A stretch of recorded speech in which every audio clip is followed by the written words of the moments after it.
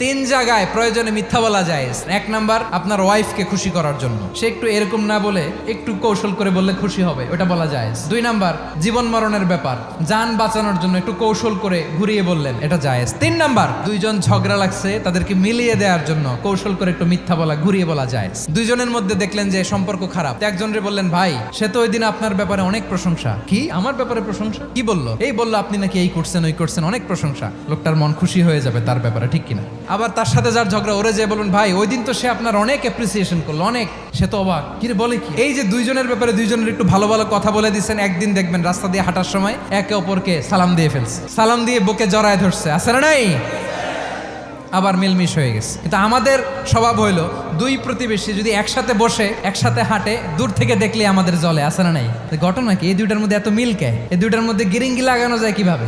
আল্লাহর কাছে তওবা করেন, এই মানসিকতার যেন আমরা না হয়, আমরা মিলিয়ে দিব।